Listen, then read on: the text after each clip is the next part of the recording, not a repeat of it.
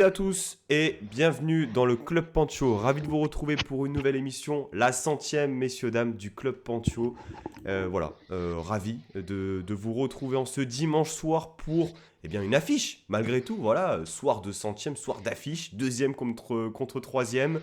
Euh, Qu'est-ce que c'est que ce bordel, putain. L'OGC Nice a fait match nul à Francis Leblay cet après-midi. On va en parler en long et en large pour cette émission, alors que voilà, je n'étais pas au courant de certaines choses, une tenue de soirée de la part des chroniqueurs. J'ai le plaisir déjà d'accueillir Anto sur son 31, son béret fixé sur son crâne. Bonsoir Anto, comment ça va?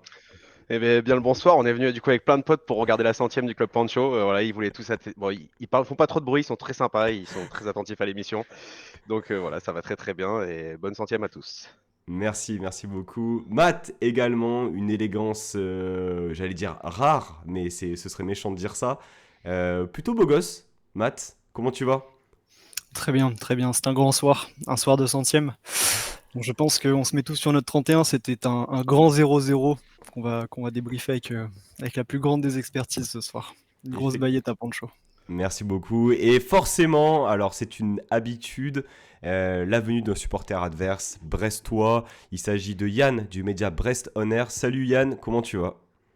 Salut les gars, moi aussi je me suis mis sur mon 31, le plus beau des Non, costumes, voilà. Félicitations pour le 100e épisode, c'est un beau milestone. Merci beaucoup. Bon, je l'ai dit, l'OGC Nice, ça fait 0-0 à Brest cet après-midi. Deuxième 0-0 entre les deux équipes sur cette saison. Écart maintenu au classement. L'OGC Nice dispose de 3 points de plus que son adversaire du jour. La série de défaites à l'extérieur est freinée également. Euh, Mathématiquement, l'OGC Nice a réalisé, on va dire, un bon résultat, on ne va pas se le cacher. Euh, Yann, déjà, peut-être un mot avant de se lancer à corps perdu dans l'émission. Le média Brest On Air, connu et reconnu de la communauté brestoise, est-ce que tu peux nous en toucher deux mots? Oui, très rapidement, voilà, on est là depuis 5 ans, on est un podcast principalement, aussi très actif sur Twitter. Et voilà, on fait des petits formats moins réguliers, c'est à peu près tous les 3-4 semaines. Et on peut nous retrouver en avant-match où on interroge des supporters adverses, justement.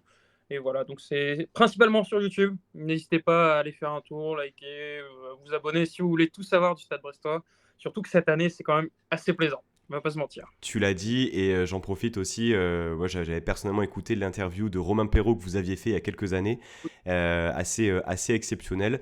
Merci pour ces précisions. Tu l'as dit, une saison dingue du Stade Brestois cette année.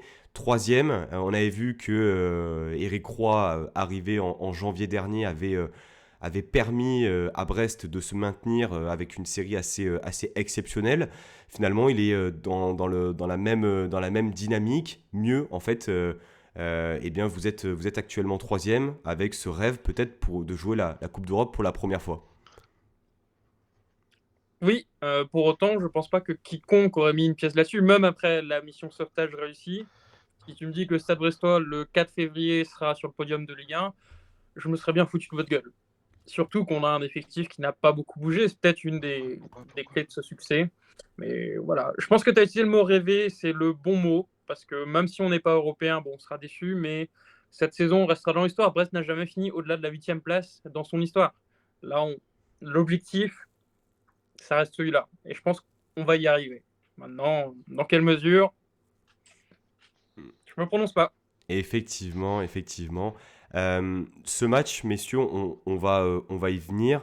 Déjà, peut-être un petit point sur la série en cours avant ce match de Brest, hein, en préparant l'émission. Invaincu depuis novembre. Et puis invaincu à domicile depuis juin 2023, début juin 2023, c'était une défaite à domicile contre Rennes. Rendez-vous compte, pour une équipe qui n'est absolument pas programmée pour jouer le haut du classement, arriver à maintenir cette série sans doute historique pour le club, c'est assez fou. Et à titre personnel, alors hors clubisme, eh bien ça réconcilie aussi ouais, le foot. En fait, on aime ce genre d'épopée, on aime ce genre d'histoire. Et c'est plutôt une bonne chose, je trouve, de voir de voir comme on avait dit, tu avais comparé Matt, le Brest 23-24 avec le gym 12-13 époque Puel. On a vu aussi d'autres épopées aller au bout, hein, notamment. Mais on va revenir sur ce match, déjà peut-être par une première chose.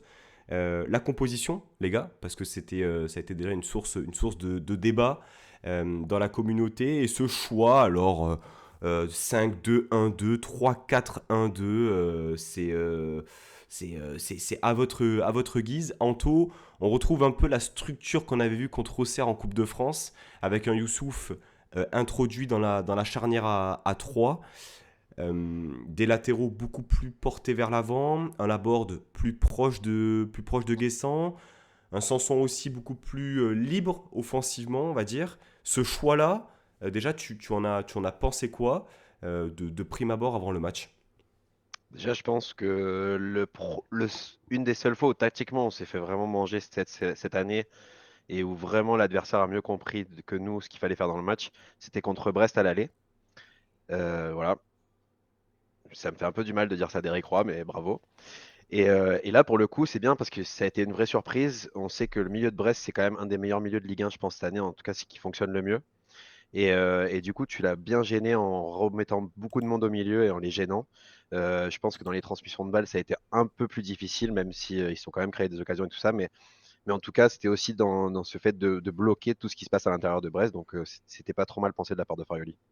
Matt, justement, ce choix pour toi, tu l'expliques comment réellement? Est-ce qu'il y avait uniquement cette bataille du milieu? Est-ce qu'il y avait aussi la volonté peut-être de mettre un peu plus de largeur aussi dans l'approche?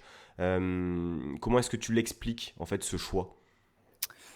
Je pense que Farioli, dont j'ai essayé, tu vois, de me hisser au niveau de classe aujourd'hui, a beaucoup observé Brest, et je pense qu'il était un peu inquiet. Parce qu'on a vu certaines personnes dire ouais, on met quand même 8 joueurs à vocation défensive. C'est vrai.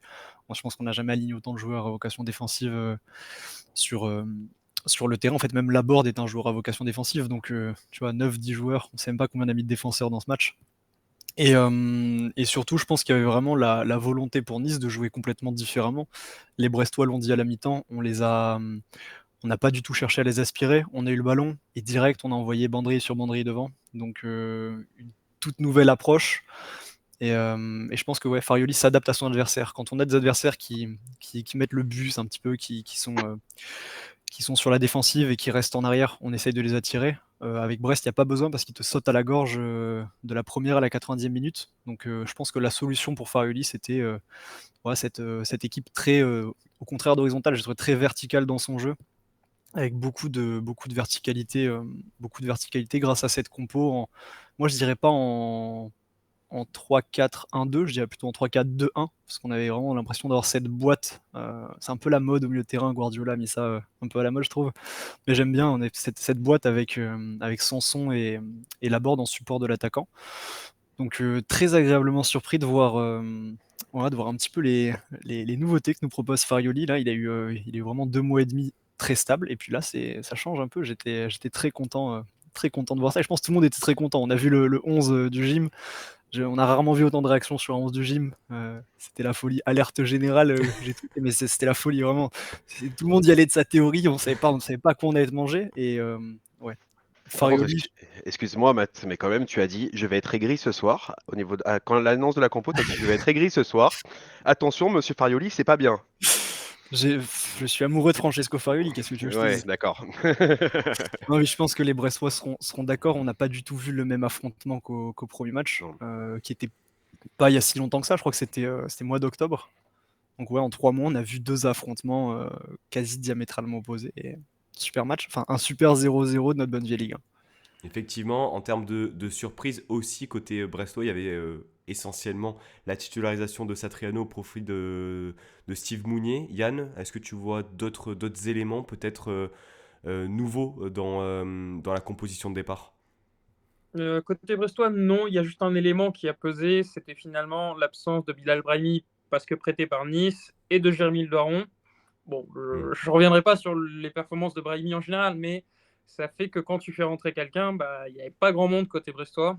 Et en termes de jeu, ça aurait peut-être pu apporter quelque chose, Mais sinon, non, pas de surprise. Et même Satriano, est-ce que c'est vraiment une surprise? Il y a eu un gros turnover depuis le début de saison. Et là, ces dernières semaines, Satriano enchaîne les bons matchs. Il a fait une super rentrée au parc. C'était pas une immense surprise, c'était même un bon choix, je pense, de la part d'Eric Roy de le mettre. Voilà. Il y a eu un petit raté, mais globalement, il fait un bon match. Hein. Bon, t'as tendu le bâton, Yann. Bilal Brahimi, chez vous, c'est compliqué apparemment, de ce qu'on a pu comprendre. Bah, on va pas lui reprocher son investissement, ça, il n'y a pas de souci. Mais on a quand même l'impression qu'il a du mal à comprendre ce que Brest veut faire, ce que ses coéquipiers veulent faire, ce que lui doit faire, peut faire. Donc, bah ouais, c'est compliqué malheureusement, mais l'investissement est là. Donc moi, je suis content de le garder jusqu'à la fin de saison pour faire des petites rentrées par-ci par-là, mais je ne le vois pas du tout devenir titulaire quoi qu'il fasse en fait. D'accord. On a vu justement, vous le disiez, les gars, une approche différente du côté du gym et ça aurait pu en fait fonctionner puisque rapidement, dès l'entame de la rencontre, il y a eu des situations, notamment l'occasion de Evan Guessant, un mouvement extrêmement rapide, des sorties de balles fluides, un mouvement au milieu de terrain, un relais trouvé avec la board, Guessant qui part dans la profondeur et qui bute sur Bizot. Et même lorsqu'on regarde les stats, finalement, 47% de possession, on est, je crois, même pas à 80% de réussite en termes de passes. En fait, Anto, ouais, comme vous le disiez, une approche différente, beaucoup plus verticale, mais par moment, en fait, toujours cette volonté aussi de maîtriser le tempo du match, à ses risques et périls, j'ai envie de dire. Oui et non, je trouve. On a sorti notre tenue de soirée, comme le dirait si bien notre cher coach. C'était très intéressant et surtout, on a vu que Brest n'était pas du tout au point pour ça en début de match et ça les a beaucoup surpris. On n'a pas du tout utilisé. Alors, il y a le fait que Jordan Lotomba ne monte pas assez vite et peut-être que si tu as Valentin Rosier qui est prêt dès le début du match, tu te le retrouves avec à chaque fois au second poteau et peut-être qu'il met 2 buts en 10 minutes parce que Lotomba avait des boulevards en début de match. Après, ça s'est un peu calmé. Brest a compris et nous, on a eu du mal à vraiment mettre la main dessus sur ce qu'on arrivait à faire. Et je trouve par contre qu'on a complètement perdu le tempo du match en deuxième période.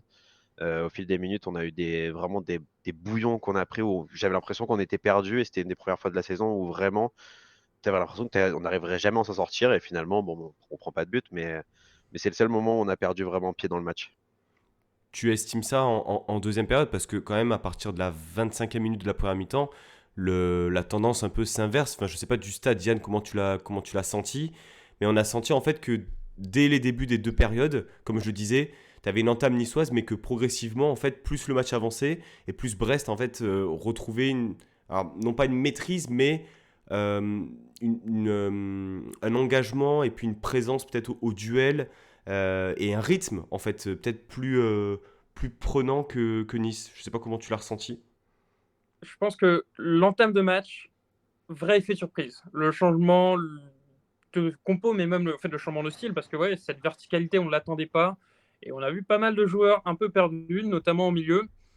Et on a mis 20 bonnes minutes, je pense, à s'y mettre, notamment un Pierre Lesmelou qui, d'habitude, est un peu le maître à jouer et qui, là, par moment, avait l'air de pas trop savoir où se mettre, de pas trop savoir comment combler, comment aller compenser les efforts de chacun. Et voilà, petit à petit, ça s'est corrigé parce que c'est aussi une caractéristique de l'équipe de Brest cette année. C'est qu'on a des joueurs qui sentent le foot, qui comprennent le foot et qui peuvent assez vite s'adapter. Par contre, en deuxième période, l'entame de deuxième période, je pense que c'est juste une question d'engagement et de rythme à remettre. Voilà, la mi-temps a peut-être un peu coupé les jambes, il y avait peut-être un peu de fatigue qui commençait. Mais globalement, surtout les 20 premières minutes qui, moi, m'ont fait peur parce que je me suis dit que on n'allait pas y arriver. Si on n'arrivait pas à s'adapter à ça, Guessant allait se faire assez plaisir. Et non, finalement, ça s'est fait assez naturellement. Donc, très satisfait de cette réaction-là parce qu'on a montré qu'on n'est pas juste un stéréotype, on sait s'adapter à ce que l'équipe fait en face.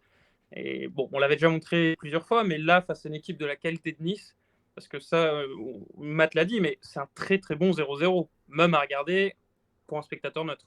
Et pourtant, au global, on a eu 30 tirs, 17 côté Brest, 13 côté niçois, 3 tirs cadrés seulement. Finalement, mais on a senti effectivement beaucoup d'intensité aussi dans les duels. Matt, justement, par rapport à ces duels-là, alors on a noté certaines stats, mais c'est peut-être là aussi où Brest a été supérieur à l'OGC Nice, au-delà peut-être du nombre de tirs qui peut être symptomatique, hein. Mais on est sur 71 duels gagnés par Brest au total, 52 pour Nice, ça fait quand même un écart quasiment de 20 duels gagnés entre les deux équipes. Comment est-ce que tu l'as ressenti? Est-ce que le fait d'avoir mis, c'est une vraie question, la paire Thuram-Boudaoui au cœur de l'entrejeu, ça n'a pas été aussi un lien de causalité par rapport peut-être un manque de présence physique dans les duels, autant au sol que aérien? J'aurais tendance à dire non, parce qu'on a déjà vu ce binôme Boudaoui-Thuram dominer des milieux de terrain. Et Avec un même 6 derrière. qui était, ouais, Hmm. certes, mais on a vu nos défenseurs centraux sortir très haut des fois au pressing. Au final, ce 6, ils l'avaient pas sur la compo, mais ils avaient quand même ce soutien que ce soit de Dante, de Todibo, de Youssouf. Ils se sont tous relayés pour donner un peu ce soutien au deuxième ballon. Moi, ce que j'ai surtout trouvé, c'est que je pensais au départ, quand j'ai vu ce milieu en boîte à 4, je me suis dit, ok, le milieu de terrain de Brest fait peur, donc on va jouer le surnombre pour gagner la bataille du deuxième ballon. Et c'est pas le sentiment. Enfin, moi, j'ai pas l'impression que Nice ait gagné la bataille du second ballon. J'ai l'impression qu'à chaque fois qu'il y avait un duel, c'était toujours, allez, moitié-moitié, et que c'était toujours un Brestois qui allait vers la balle. Je sais pas comment l'expliquer, je les ai sentis peut-être plus affamés, plus en forme, plus dans le tempo du match. Le ballon leur tombait souvent dessus. Et, et je pense que ouais, c'est à ce niveau-là, je lirais plus ça aux états de forme des équipes. Brest et Impérial à domicile, je pense qu'ils ont joué avec beaucoup, beaucoup de confiance. Là où Nice est venu tenter un coup, Nice sort une série à l'extérieur Hmm. qui était plus que délicate. Donc, le sentiment qu'on jouait peut-être moins libéré que les Brestois qui se posaient pas de questions. Ils allaient droit vers le ballon et on sait comment c'est dans le foot. Quand t'es dans le sens du jeu, souvent ça te sourit. Et j'ai l'impression que c'est ça qui est arrivé. Voilà un peu pour l'aspect général. Après, j'aimerais juste mettre ma petite loupe sur une situation en particulier, qui est celle de nos deux centraux habituels, on va dire, parce que là on joue à trois centraux. Todibo et Dante, qui se sont fait mais massacrer tout le match par Satriano. Et j'ai même pas l'impression que ce soit dû à Thuram et Boudaoui qui aient laissé forcément passer beaucoup de choses. J'ai plus l'impression que Satriano était au-dessus dans le duel, plus fort psychologiquement, plus fort, ouais, tout simplement plus fort techniquement aujourd'hui que nos deux valeureux centraux. Donc ça nous a mis beaucoup en difficulté, en particulier quand on prenait des vagues. Mais j'ai du mal à lier ça à une raison Hmm. technique. Tu vois, je dirais plus ça peut-être à un état de forme ou à plutôt, je dirais, la domination physique des Brestois qui ont été. Enfin, moi, je trouve qu'ils ont eu une débauche d'énergie assez folle. Ça m'a rappelé Lens l'année dernière. Les mecs, ils courent, tu vois, ils courent à 4, 5 ensemble et ils laissent leur vie sur le terrain. Donc, on a eu chaud sur ce coup-là, mais on n'a pas démérité. Ouais. Yann, tu voulais intervenir. Ouais, Je t'en prie, faudrait Yann. vérifier statistiquement, mais en fait, cette stade de Brest gagne plus de duels que son adversaire. Là, on est à la 20e journée, ça a dû arriver 18 fois. Donc, c'est pas non plus les Niçois qui ont plongé. Il faut le savoir, Brest gagne beaucoup de duels. Les milieux de terrain de Brest squattent le haut du classement dans le domaine, que ce soit Lesmelou, Magnetti ou Camara. Même aux attaquants, Il y a aussi ça. Je crois même le Doiron en début de saison était le joueur qui a gagné le plus de duels ou podium, je crois. Aérien, oui, il y a aussi les duels aériens offensifs où on est très bon. Lilian Brassier, c'est un des meilleurs défenseurs centraux en termes de duels purs. Donc, c'est une équipe qui est taillée pour les duels et qui le monte depuis le début de saison. Il y a aussi cette dimension-là. Nisser Aleta qui nous dit Todibo a remporté 33% de ses duels d'après les stats de Prime. Effectivement, peut-être un petit mot, Matt ou Anto, sur Todibo. Ça me fait penser un peu aux commentaires de Nico qui, sur l'émission de la semaine dernière, avait dit quand même que malgré la bonne prestation de Todibo contre Metz, il y avait peut-être voilà, un petit relâchement, du moins une série un peu plus compliquée, un statut peut-être aussi à assumer. Anto, comment tu l'as senti Todibo sur ce match? Bah moi j'ai bien aimé Todibo. Pour moi ça a été un des grands sauveurs. Pour moi le trio Youssouf, Todibo, Thuram ont sauvé beaucoup de situations. Dans les duels ça a été moins bon, mais ça s'explique que par les seconds ballons en réalité, parce que Brest a été très bon là-dedans. ils sont spécialistes, mais nous aussi, normalement, c'est notre spécialité. C'est que t'es toujours quelqu'un qui vient t'aider quand t'es un duel avec quelqu'un. Et on récupère beaucoup de ballons comme ça. Donc forcément, tes stats, ils vont être meilleurs. Si, quand t'as les duels Satriano, Todibo, t'as un Boudaoui, un Thuram qui vient chercher le ballon, bah, les stats, ils augmentent forcément. Et on joue beaucoup les duels par rapport à nos coéquipiers aussi. Ce soir, on l'a pas fait. On a été vraiment bouffé pratiquement sur tout le terrain là-dessus, à part sur les déviations d'Evan Guessant, mais sinon, globalement, à chaque fois, les seconds ballons, c'était pour Brest. Donc voilà, on s'est fait manger là-dessus, mais pour moi, Todibo n'a pas été en grande défaillance là-dessus. C'est plus un effet de collectif. Alors peut-être que ouais, le fait d'avoir Boudaoui Thuram devant, c'était un peu moins bien. Boudaoui qui a fait une première mi-temps qui était très compliquée. Après, c'était beaucoup mieux. Donc ça s'explique aussi là-dessus. Mais pour moi, Todibo, je suis pas du tout alarmé par son match. Au contraire, je trouve qu'il a été très très bon. Matt? Je suis partagé, j'ai trouvé Todibo moins impérial que ce à quoi il nous a habitués. Depuis son retour au global, je le trouve quand même un peu en dessous de ses standards habituels. Et cette histoire de second ballon, je la mettrais principalement sur le fait qu'on a défendu dans notre moitié de terrain la plupart du temps. Les quelques fois où on a mis Brest sous pression et on leur a mis un gros pressing dans la moitié de terrain, ça nous a souri, on a récupéré beaucoup de ballons, on les a beaucoup embêtés. Mais force est de constater que je pense que si on regarde où situer en moyenne les blocs, on a passé plus de temps dans notre moitié de terrain que dans la moitié de terrain brestoise. Donc, entre guillemets, forcément, quand tu subis, tu as plus de mal à te dégager et à te sortir de là. Surtout qu'on avait, je trouve, un peu de comment dire, de retenue à se mettre dans le sens du jeu. On a vu beaucoup de fois nos joueurs faire 2-3 mètres, sentir le pressing brestois dans le dos, faire demi-tour, et ça se sentait, on n'était pas tranchant, hormis peut-être Sanson, on n'était pas tranchant sur nos prises de balles, et donc forcément quand tu restes immobile, j'ai l'exemple de Youssouf qui reste immobile en fin de match sur une relance, Lotomba. entre autres. On va y venir, mais effectivement, on pourra parler du côté ça droit, me fait penser au match de Jordan Lotomba, qui vraiment là pour le coup, la version qu'on a vue cet après-midi, c'est celle qui est peut-être la plus compliquée. Voilà. Vous parliez voilà de la défense. Je vous ai lancé un peu sur la défense. On a parlé du milieu de terrain, Yann. Ton ressenti un peu sur la prestation du milieu de terrain et aussi par rapport au mercato hivernal, parce que bon, ça me fait penser forcément au feuilleton Rennes pour Les Melou, au fait que Brassier fut convoité par différents clubs. Il y a aussi d'autres joueurs qui ont été convoités.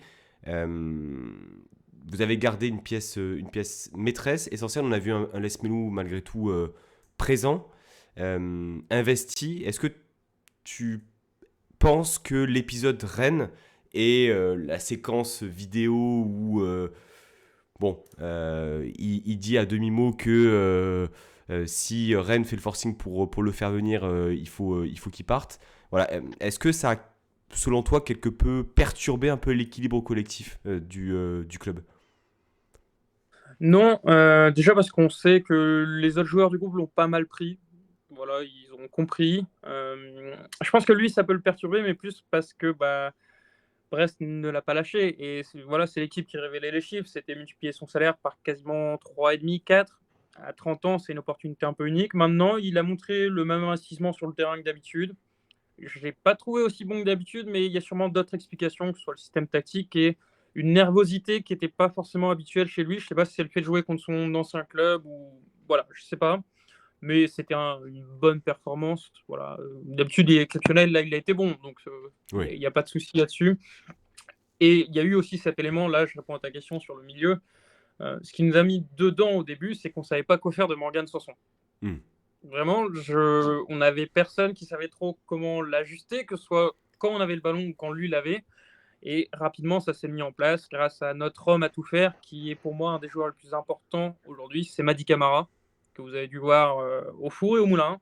Et voilà, c'est plaisant de voir qu'on a réussi à s'adapter à ça. Et j'ai honnêtement pas été impressionné par le milieu niçois sur le reste, notamment offensivement. J'ai trouvé ça assez limité, mais j'avais l'impression que c'était un choix. Donc voilà. Le fameux équilibre si cher à Francesco Farioli. Morgan Sanson, Anto, c'est vrai qu'on l'a vu dans une position un peu plus un peu plus sur un côté, positionné initialement sur la gauche. On l'a vu très libre derrière Evan Guessant. Un peu l'homme offensif de la première mi-temps côté Ouais. OGC Nice. Des 15 premières minutes, ouais. Est-ce qu'on n'était pas vraiment sur réellement ce qu'on attendait de Morgan Sanson? En fait, quand j'ai vu ses premières minutes, je me suis dit, bah, en fait, voilà quoi. C'est pour ça qu'il est venu aussi, c'est pour ça qu'il est, voilà, un peu de créativité, voilà, de technique, de différence faite par la passe, de décalage gauche-droite. Bon, ça m'a fait regretter aussi le fait de voir une nouvelle fois Sofiane Diop blessé, parce que je me dis que typiquement, c'est aussi le joueur qui devrait et pourrait faire ça. Mais ton regard un peu sur le match de Sanson et plus particulièrement la première mi-temps, là où il a été le plus actif. Bah, c'est vrai que par contre, pour revenir sur la compo, ça me fait un peu mal de voir qu'à chaque fois qu'on n'a pas nos. Même que ce soit Boga ou quoi que ce soit, travailler dans ce système-là où tu as tes deux ailiers, on va dire, qui du coup se rapprochent et sont presque des 10 libres. Je trouve ça un peu dommage de le faire quand tu as Sanson et Laborde et que pas quand tu as Diop, Claude Maurice, Boga, peu importe, que même Mohamed Ali Chaud, bon, on l'a vu très peu, mais enfin, voilà. Après, pour Sanson, bah, en fait, oui, c'est son rôle. Il le fait pas trop mal. C'était correct. Bon, il s'est toujours pas centré, mais ça, c'est peut-être un fléau à Nice. Il faut 3-4 saisons pour savoir centrer. Sinon, le problème, c'est que ça dure 15 minutes, quoi. Et au bout de 15 minutes, Morgan Sanson, il s'est éteint. On l'a plus beaucoup vu. Il a servi que de relais. Et jusqu'à la 75e, on sait que c'est son problème qui tient pas un match, mais là, c'était quand même très rapide. À partir de la 20e, quand Brest a pris le dessus, en réalité, qu'ils ont compris comment jouer Morgan Sanson et Van Guessant, on l'a plus vu du tout. Donc voilà, moi je trouve que son match il est moyen, où il avait beaucoup d'espace, finalement il n'a pas fructifié. On le reproche à certains joueurs, à lui on peut lui reprocher aussi parce qu'il en a eu vraiment beaucoup de l'espace pour le coup. Et puis après il s'est éteint complètement et jusqu'à sa sortie, en vrai il serait sorti à la 20e, c'était pareil que quand il est sorti à la 60e je crois, ou 75e, je sais plus. Matt, par rapport à Sanson, on a vu peut-être ses meilleures 20 minutes, c'est quand même bizarre de dire ça, mais ses meilleures 20 minutes sous le maillot rouge et noir. On a vu le meilleur visage de Morgan Sanson depuis qu'il est à Nice, je pense. S'il se décide à centrer ras de terre, je pense qu'on ouvre le score. Parce que là, son centre troisième poteau sur une contre-attaque à 5 contre 2, j'ai pas compris. J'ai hurlé sur la télé. Mais ouais, il est trop court physiquement et au global, je trouve que c'est pas le seul. On a décliné physiquement dans le match. Euh, mais ce système, en tout cas, Farioli avec des ailiers intérieurs, hâte d'en voir plus. Sanson y est à l'aise, mais pour moi, Sanson, j'ai l'impression que sur ce match, il nous a prouvé qu'il devait être un sub, en fait, à l'OGC Nice. Tu vois. C'est triste à dire, hein, mais j'ai pas l'impression qu'il soit en mesure de tenir tout un match. Il a pas trouvé les ressorts sur ce match pour vraiment briller quand c'est devenu difficile. Il y a eu un fait de jeu donc, qui est passé un peu aux oubliettes. Alors, on va pas rentrer dans la polémique. Je pense que c'est un sujet quand même qui est intéressant à débattre. C'est la situation en deuxième mi-temps et la main de Mady Camara qui n'a pas été signalée. Alors, je vais donner mon avis, du coup, comme je voulais donner avant le lancement, mais cette main qui semblerait-il, et du moins les images en attestent, est totalement involontaire. Euh, Ce qui pose quand même question, c'est la jurisprudence. C'est-à-dire que, au même titre que Rosario contre Rennes, la question peut se poser, puisqu'elle a déjà été sifflée dans ce même type de situation. Maintenant, si on se concentre sur le jeu et le sens du jeu, euh, à mes yeux, il n'y a pas de scandale sur le fait de ne pas siffler. Je ne sais pas ce que vous en avez pensé, Yann, peut-être, du stade, mais c'est vrai que sur le replay, il y a quand même une petite mimine de Mady Camara. Du stade, on la voit. Enfin, moi, j'étais pas en face, je l'ai pas vu, mais j'ai vu le replay. Je suis assez aligné sur toi, dans le sens où c'est juste une question de cohérence. On a déjà vu des situations comme ça siffler en Ligue 1 cette saison, et même il n'y a pas si longtemps que ça. Soit tu les siffles tout le temps, soit tu les siffles jamais. Après, pour le coup, c'est vu du stade encore, mais j'ai pas l'impression que les joueurs niçois aient réclamé grand-chose non plus. Donc je pense qu'il n'y a pas eu trop de débat là-dessus. Et finalement, avant qu'on me le dise et que moi on voit la vidéo, jamais de la vie j'avais pensé qu'il y aurait eu une situation comme ça. J'étais même assez agréablement surpris de voir que la VAR ne s'était pas trop mêlée de ce match, alors que ces derniers temps, elle aime beaucoup se mêler des matchs des Brestois. Ce qui avait entraîné un peu de polémique, un courrier un peu ridicule de Brest pour demander la suppression de la VAR, mais peut-être que vous pouvez signer maintenant. Si vous voulez, on cherche des signataires. Nous, il n'y a aucun problème, hein. Je signe tous les jours. Ouais, sur le principe. Anto, peut-être quelque chose à rajouter sur la situation ou pas? Mais après, moi, je suis d'accord, hein, en soi, je trouve que s'il n'y a pas penalty dans le football, comme moi je le vois, il y a jamais penalty. Maintenant, voilà, on nous l'a sifflé contre. C'est pareil, tu vois, 76e minute, Chardonnay, il empêche Mohamed Ali Chaud de partir Hmm.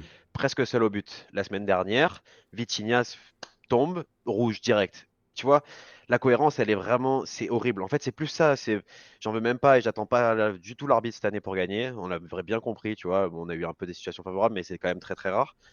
Mais en fait, c'est fatigant, en fait. De semaine en semaine, tu ne sais pas comment l'arbitrage doit être fait. Et enfin, voilà, je sais pas, là, en ce moment, il y a Lyon-Marseille, peut-être qu'il va y arriver une dinguerie où on va se dire, bah, en fait, c'est passé la même chose, et comment dire, le coup de sifflet va être diamétralement opposé, donc comment tu vas faire?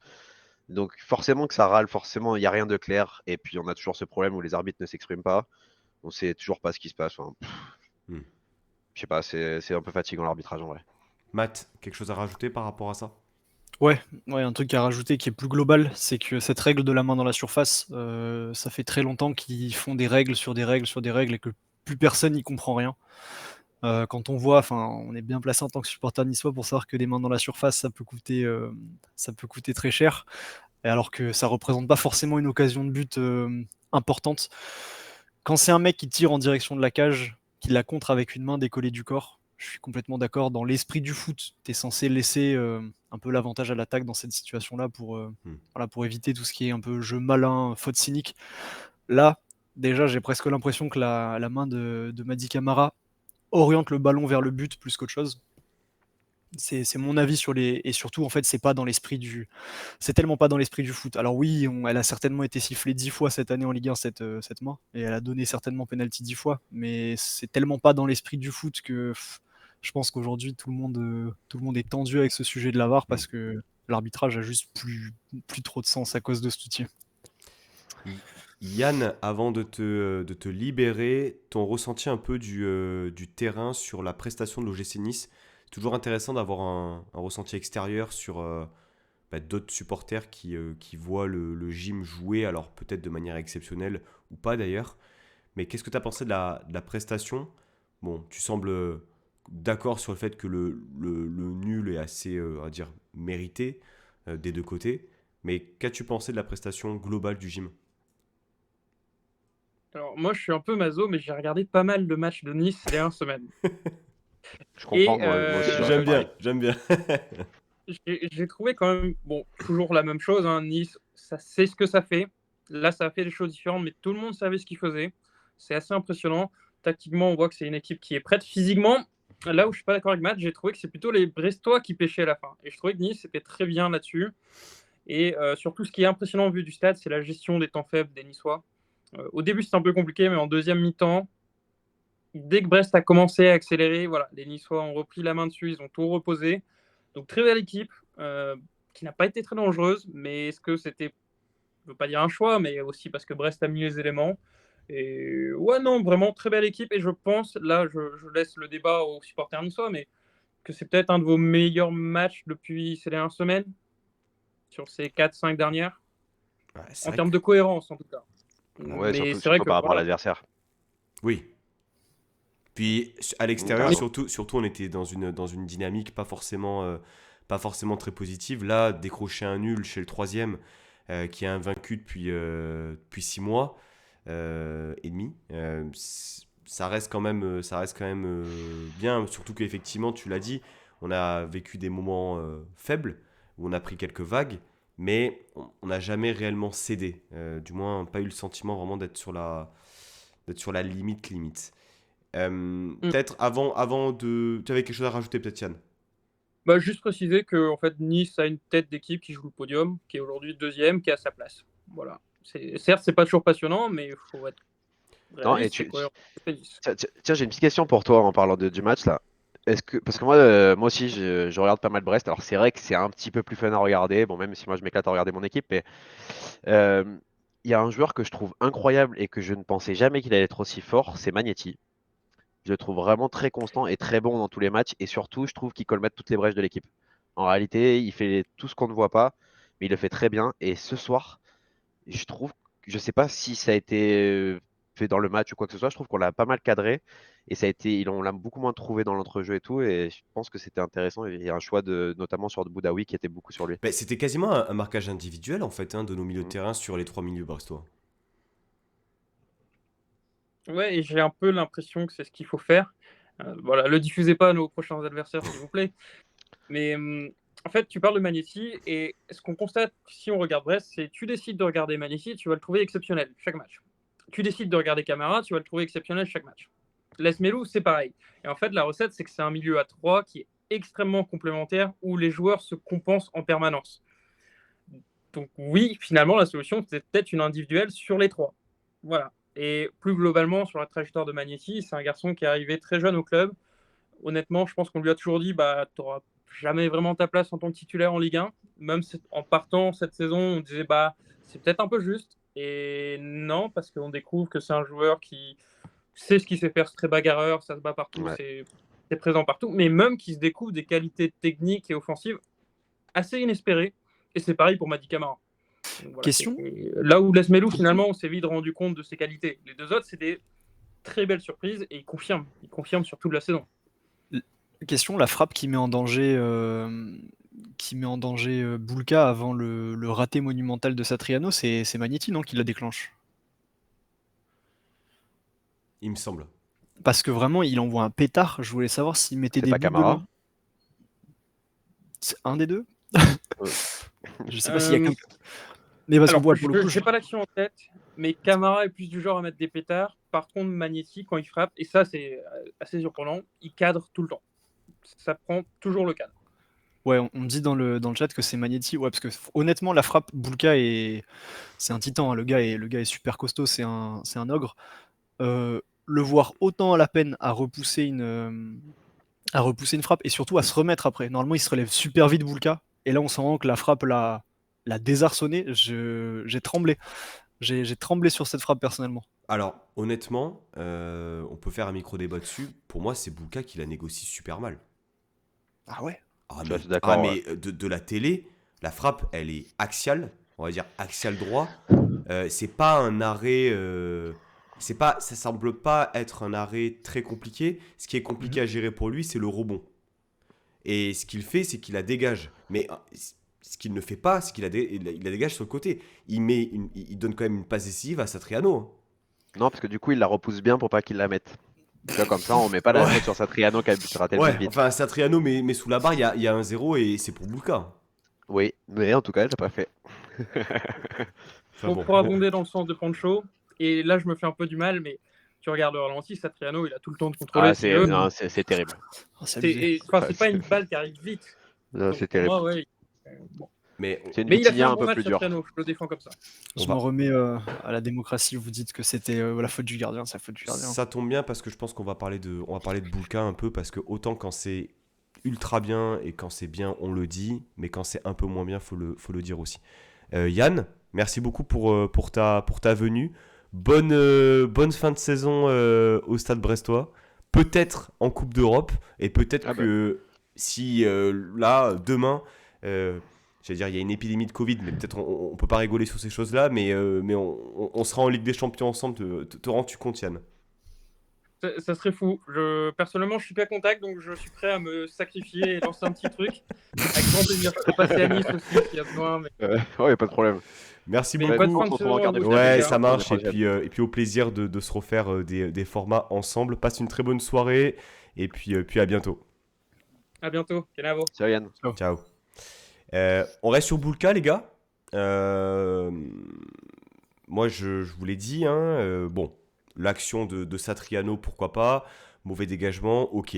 Par contre, ce qui a été quand même assez perturbant et assez gênant, c'est le nombre de fois où il y a eu une tentative de relance courte ou à mi-distance et où le gym s'est mis en difficulté. Une volonté sans doute d'être dans une application pure et simple de certains principes, mais est-ce qu'on ne pourrait pas se dire aussi qu'on s'adapte au match, on s'adapte à la dynamique. T'es pas bon sur ton jeu au pied sur ce match-là, t'envoies des pastèques devant, on n'en parle plus.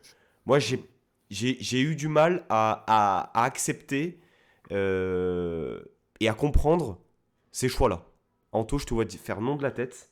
Non, Je mais suis ça ne marche pas comme ça à Nice, tu le sais, hein. Tu sais quand à la deuxième journée, Youssouf fait une passe en retrait toute pourrie, que tu perds 2 points finalement à Lorient, où ton coach sort et dit bah, c'est bien ce qu'il a fait, ça arrive, tant pis, il faut qu'il recommence.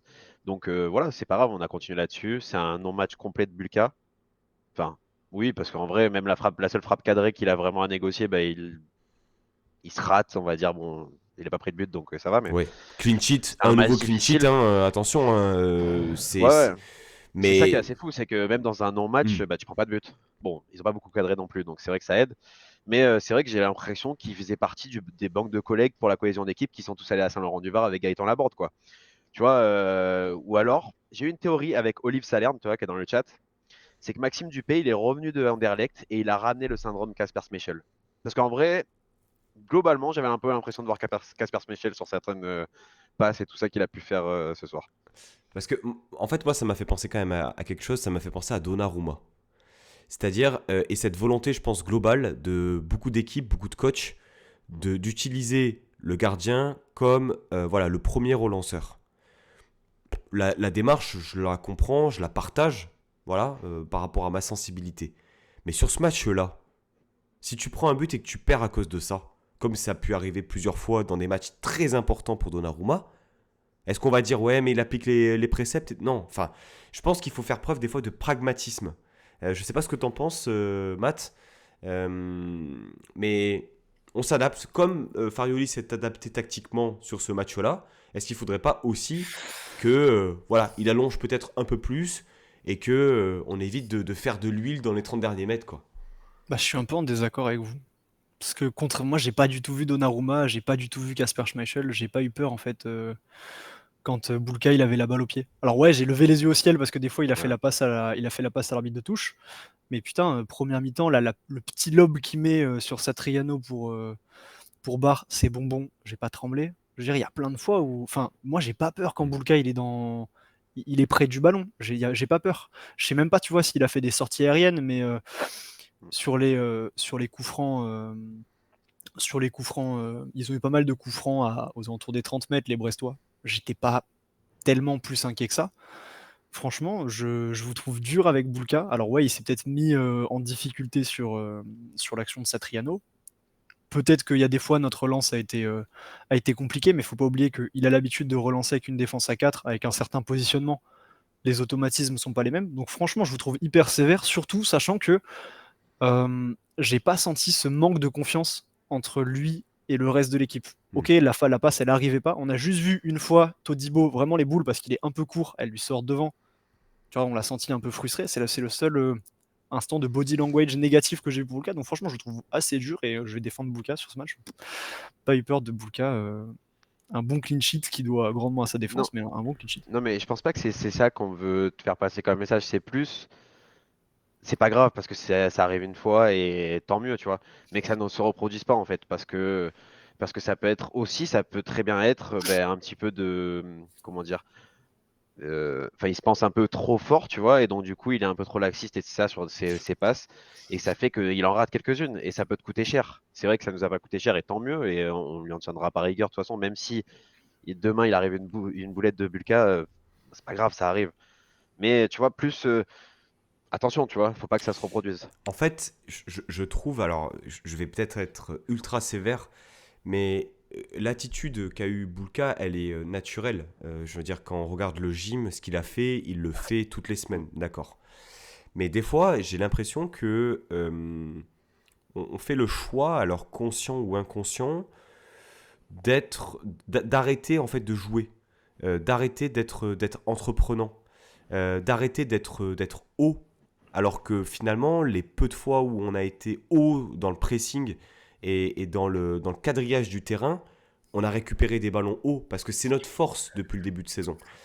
En fait, le dénominateur commun de tout ça, c'est que il y a de la confiance, il y a énormément de confiance qui se dégage de ce groupe et ça sent même dans la communication, etc. et sur le terrain. Je suis d'accord. Mais par contre, je trouve que des fois, euh, alors là, je dévie complètement, c'est pas tant sur Bouka, mais c'est peut-être le manque d'ambition, en fait. Le manque de régularité, le manque de... Enfin, euh, honnêtement, pour moi, Brest nous a donné un peu une leçon sur un point, c'est que peu importe l'adversité, ils ont leurs principes, leur perception aussi, et ils étaient hauts, et dans tous les cas, ils allaient nous chercher haut. Ils nous ont pris, comme tu l'as dit, à la gorge, et ça m'embête de voir une équipe qui, en théorie, plus faible que nous, jouer de cette manière-là, en fait. Moi, je vais te dire un truc, Pancho. Je pense que déjà, nous, si on les a pas pris autant à la gorge que ce que eux ont pu le faire, c'est pas par manque de volonté, parce qu'on a des sessions, on l'a fait, c'est par manque de capacité. Pour le coup, je pense ils ont vaincu dans ce domaine-là. Et je te trouve assez dur du coup de critiquer Boulka sur ses relances courtes et cet entêtement, alors que justement le meilleur moyen face à une équipe qui te court dessus, c'est comme on a pu le faire contre le Paris Saint-Germain. Tu fais des passes, tu leur brises le pressing, et en fait les mecs tu les uses. Le football, pourquoi est-ce que le football de possession et de relance par derrière en passe courte comme ça, il est aussi prisé? C'est parce que t'éreintes l'adversaire. L'adversaire il court après le ballon, toi tu fais courir le ballon, tu fatigues beaucoup moins que lui. Tu l'uses, et en fin de match, tu peux piquer dans le dos. Et moi, là où peut-être j'aurais une inquiétude, c'est qu'effectivement, on n'a pas retrouvé ces phases de relance hyper propres. En plus, je m'attendais à ce qu'avec Boudaoui, ce soit vraiment notre grosse force sur le match.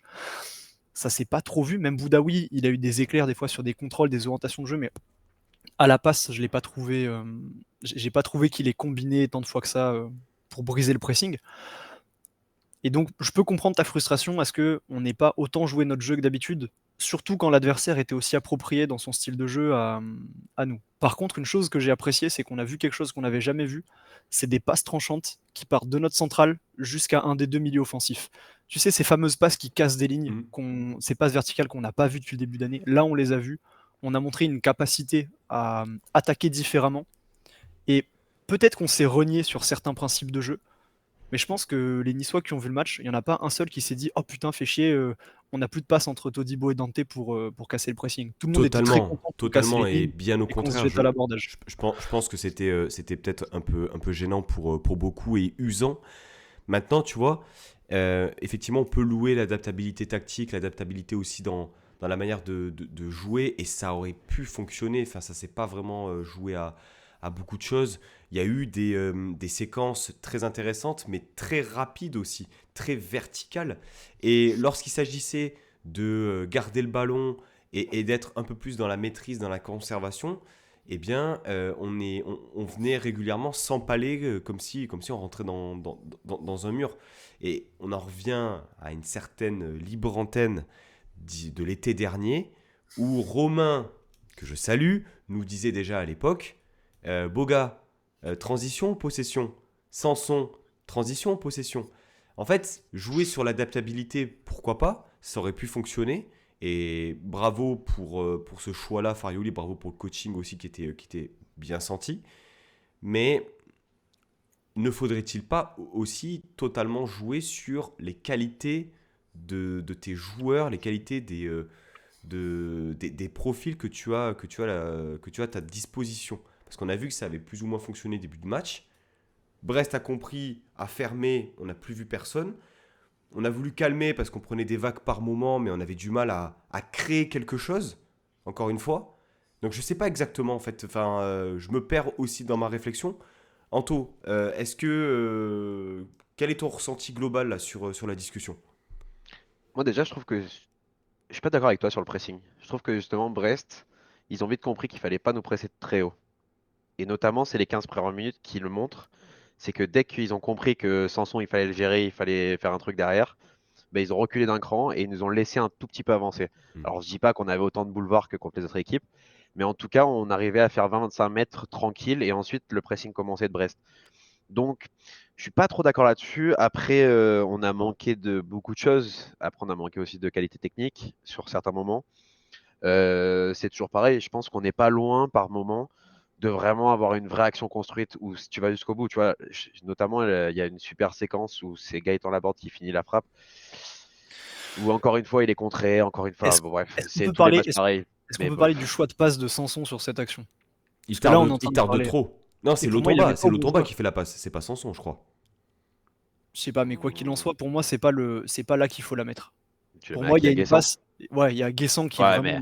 mais non, mais tu ne peux pas demander à Lotomba, que ce soit Lotomba, enfin même Sanson, je vais être méchant, mais même Sanson, une qualité technique de faire cette passe-là. Cet extérieur du pied, on voit des équipes comme Brest la faire, franchement, je Ben suis ouais, mais désolé. le Jordan Lotomba n'est pas capable de le faire, et Morgan Sanson, enfin excuse-moi Morgan, mais tu n'es pas capable de le faire non plus. C'est un fait, quoi. Peut-être que si c'est Mohamed Ali Chaud ou Jérémy Boga ou même Alexis Claude Maurice qui est tant décrié, bah eux ils sont capables de le faire, mais ces deux joueurs-là ne sont pas capables de le faire. Et en vrai, alors je sais pas s'il tarde un peu, ou j'en sais rien, ou s'il aborde est trop lent, ou s'il aborde, enfin de toute façon la aborde c'est tous les matchs c'est pareil, il est toujours contré, il est toujours machin et tout ça, mais fait chier quoi. Parce que l'action était vraiment superbe. Tu parles de Gaëtan Laborde, on va aborder le. Attends, Gaëtan Laborde, j'ai préparé un truc pour lui. Je me fais un petit verre quand même. Putain. Ouais, je vais au bar un peu au calme parce que j'en ai un peu marre. Voilà, c'est bon, je suis bien là. Ok. Je suis au calme. Ah ouais, en grande forme, Anto. Ah ouais, Ouais, ouais, ouais. là, il y a Son tout. et lumière ce Là, il y a soir. Il y a tout. peut-être encore un petit happening après. Ah, ok. Non, mais globalement, peut-être. Enfin, on a vu un couloir droit dans un premier temps titulaire, Jordan Lotomba, Gaëtan Laborde, si on peut considérer effectivement qu'il était couloir droit, même s'il était beaucoup plus axial sur ce match-là. Et puis, on a vu dans un deuxième temps Valentin Rosier entrer à la place de Lotomba et Mohamed Ali Chaud.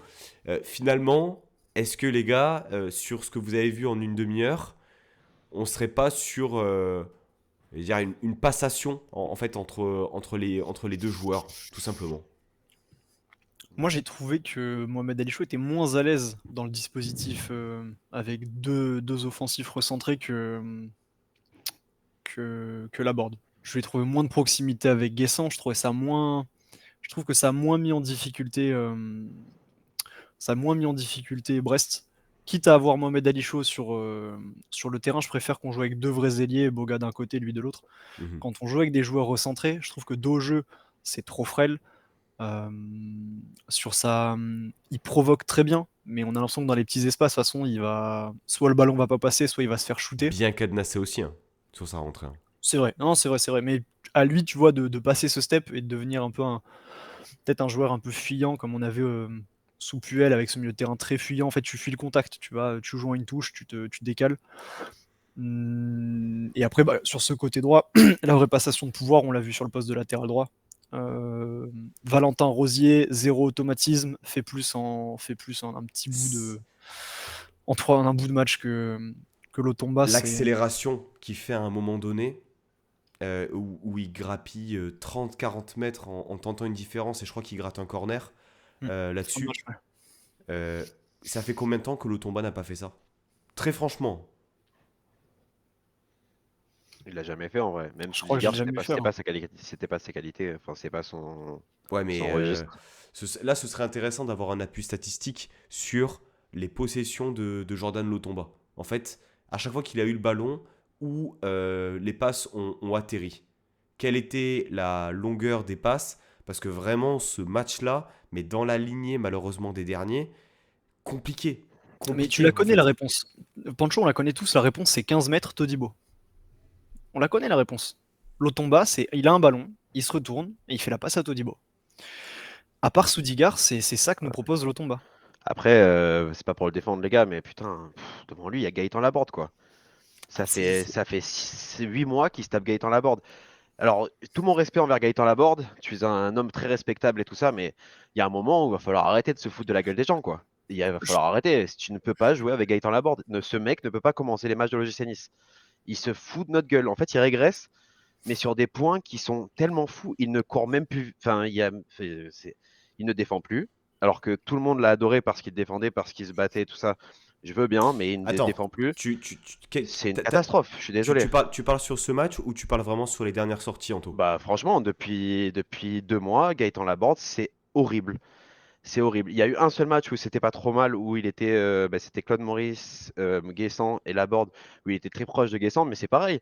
En réalité, je ne comprends pas comment on peut louer le fait que Gaëtan Laborde fasse des travaux défensifs meilleurs que par exemple Mohamed Ali Chaud ou peu importe. Il est horrible en ce moment. Je ne sais pas ce qui lui arrive. Peut-être qu'il ne se sent pas bien sur ce côté. Et dans ce cas-là, bonne chance dans ton prochain club mec en pointe et je te souhaite tout le bonheur du monde. Mais la board, c'est catastrophique. Il n'y a rien qui va. Il n'y a pas une frappe qui part comme il faut. Il marque pas un but alors que c'est le seul truc qu'il sait faire. Il court pas vite. Il défend pas.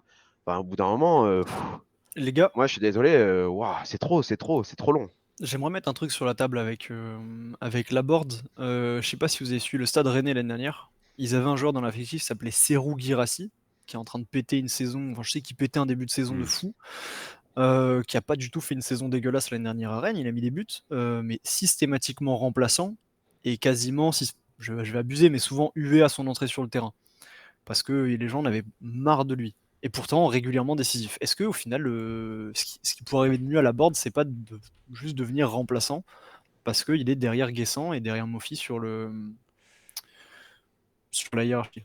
Vraie question que je vous pose, hein, pour vous, il est encore titulaire à l'OGC Nice au retour avec les retours de la CAN? C'est- Bah oui, ah, il sera en fait, bah, c'est ça le problème. en fait, si on suit comment, le discours de Farioli, il y a peu de chances qu'il ne soit plus titulaire, du moins sur cette fin de saison. Mais Nisareta le dit, je pense que psychologiquement, la board, il doit être usé en fait de devoir combler les trous autant à gauche qu'à droite. Depuis qu'il est au club, combien de fois a-t-il joué à son poste?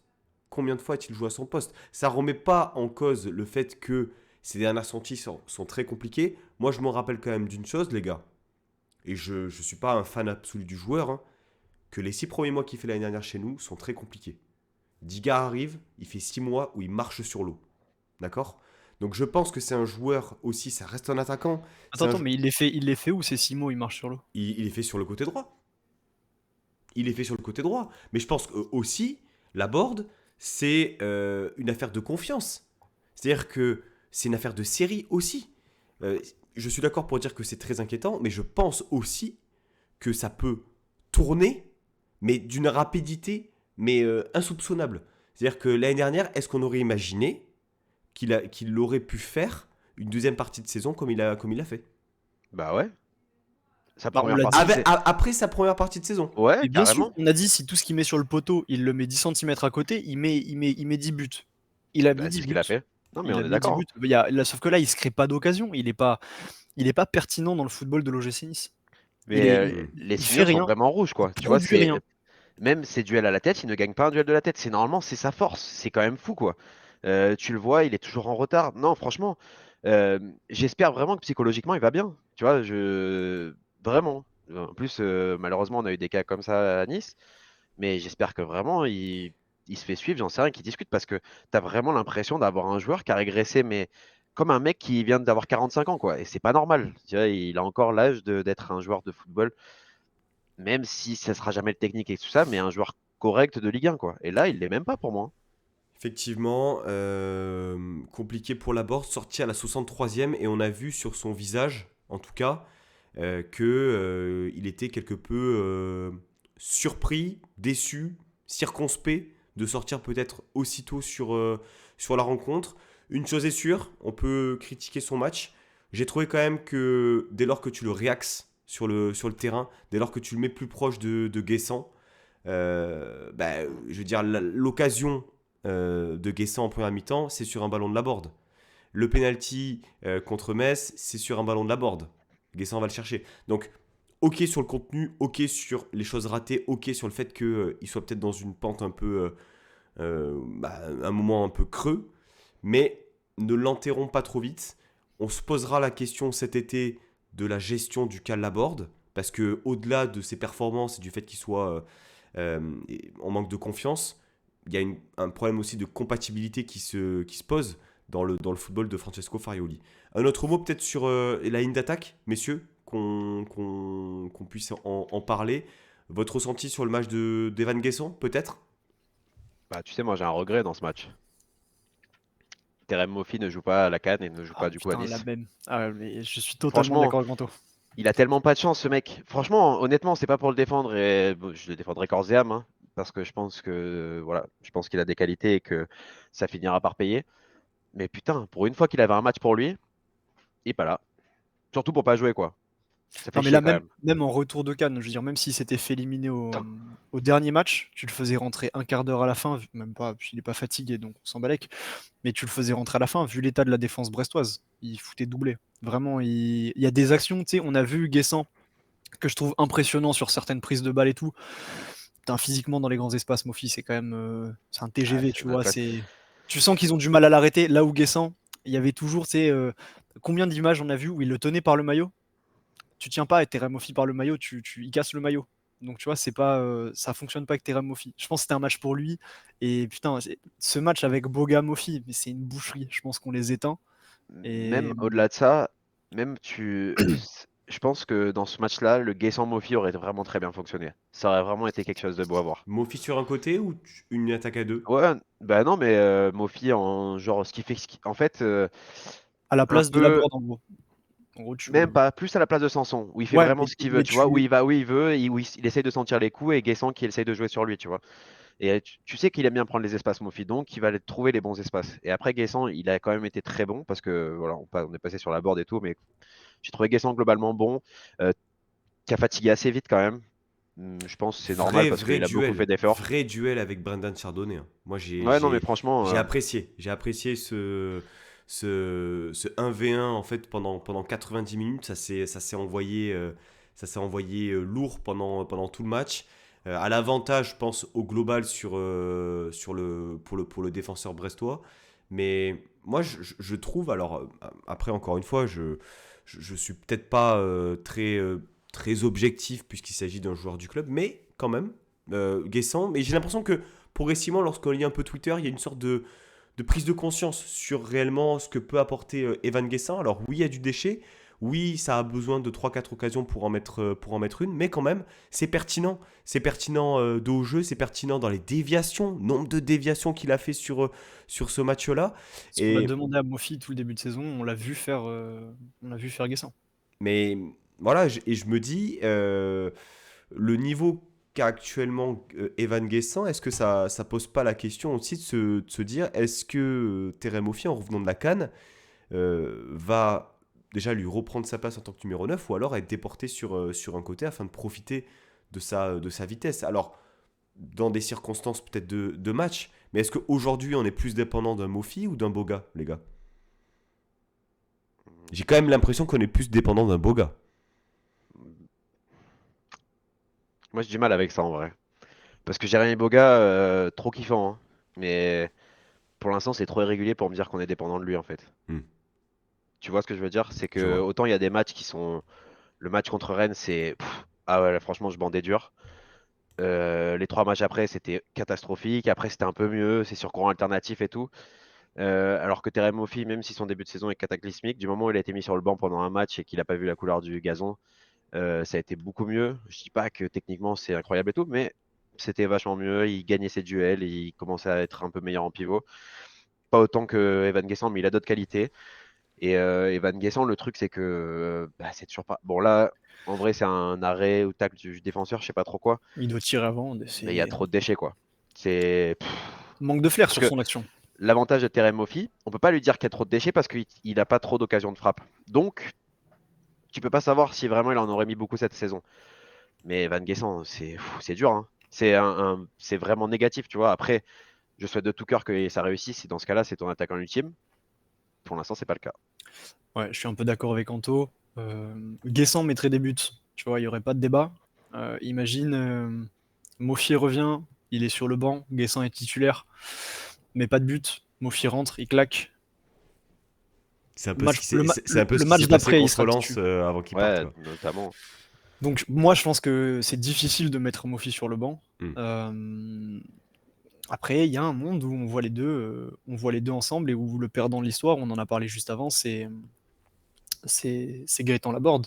Je vois pas aujourd'hui euh, pourquoi est-ce qu'on serait plus à l'aise avec Guessant en pointe et Laborde sur un côté qu'avec un binôme Guessant-Mofi. Donc très très hâte de voir ça et je pense que En fait, c'est une question que je me pose pas vraiment pour faire une petite confidence, les gars, parce que je sais qu'on a l'homme qu'il faut à la tête du club, à la tête de cette équipe. Et donc, Francesco Farioli fera les bons choix. J'en suis convaincu.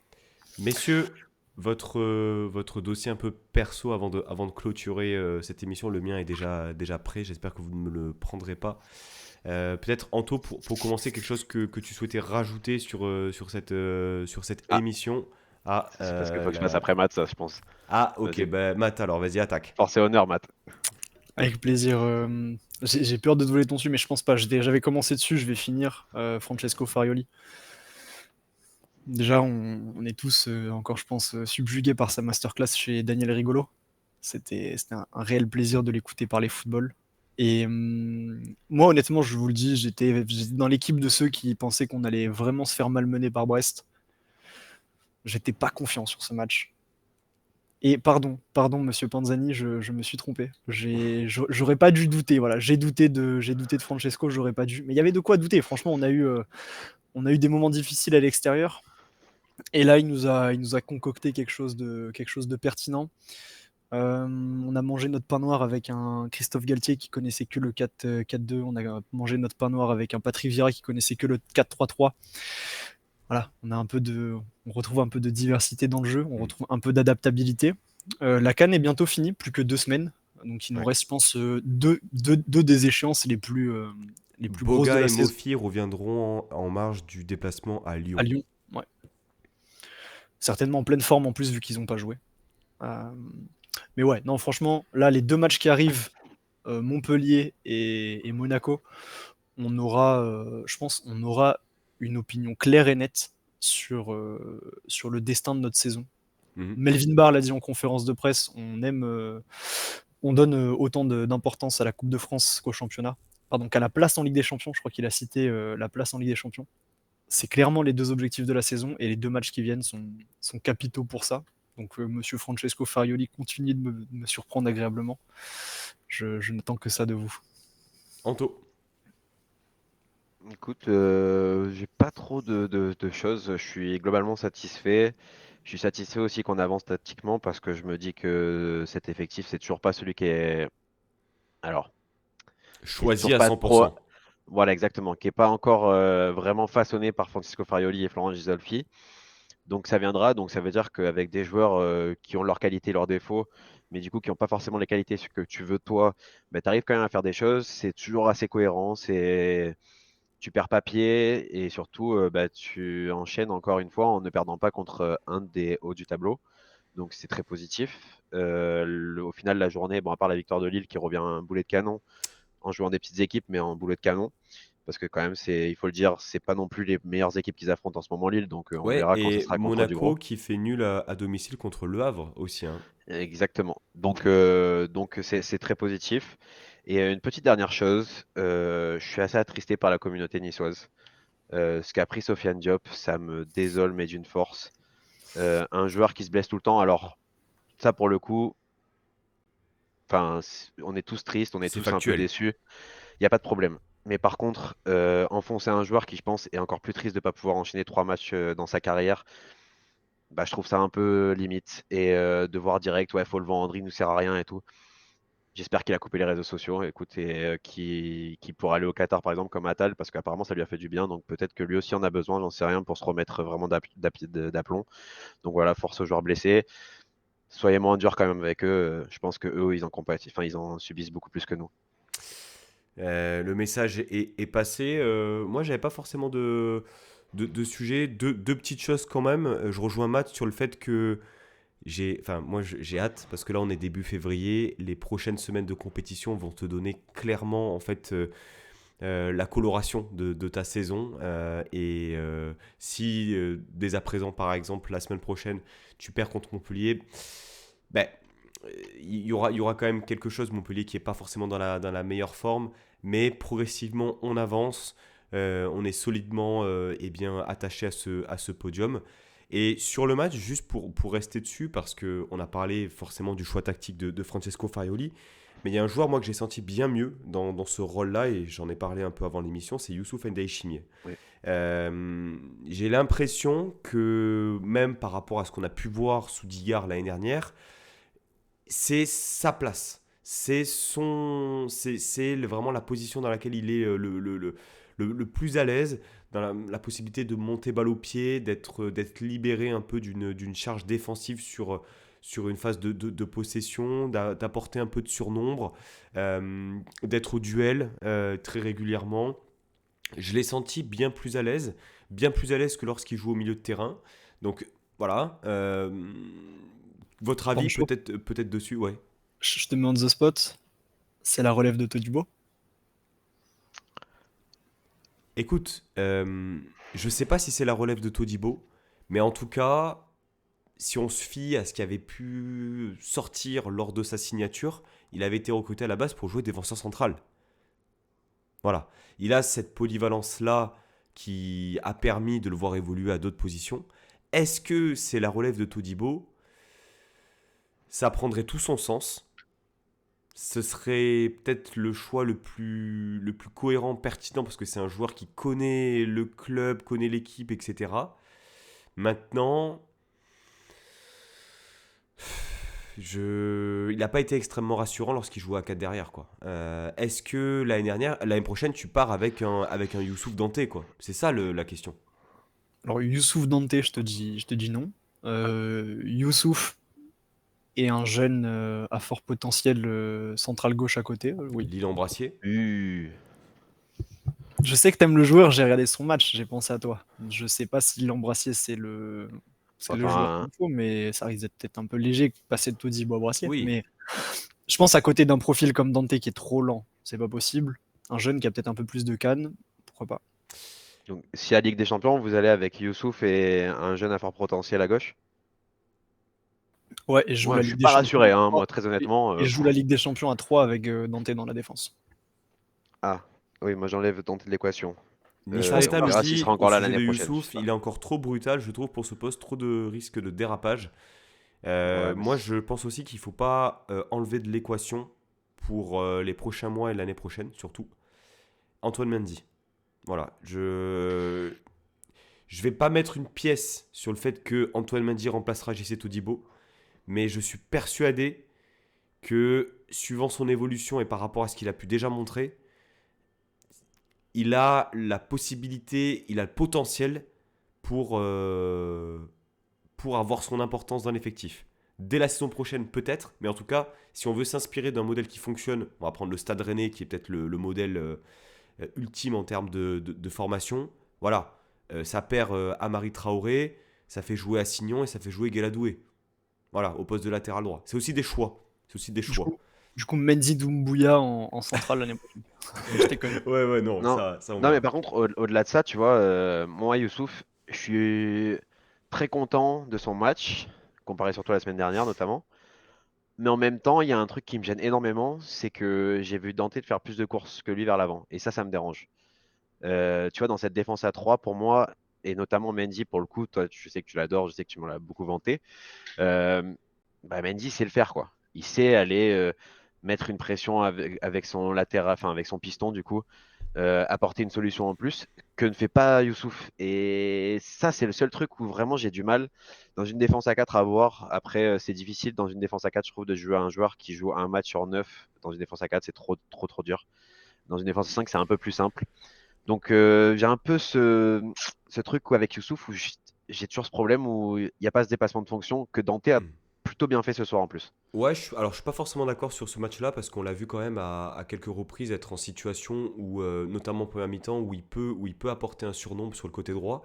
Maintenant, il faut être cohérent et logique. On parle du positionnement à droite de la board, dans l'axe par moment, à gauche, Youssouf, 6, Mm. défenseur central droit dans une défense à 3, défenseur central dans une défense à 4, enfin à 2 du coup, à 2 centraux. Bon, je suis pas sûr que le manque de continuité à un poste soit vraiment la meilleure chose pour eh bien, le progrès et le développement du joueur.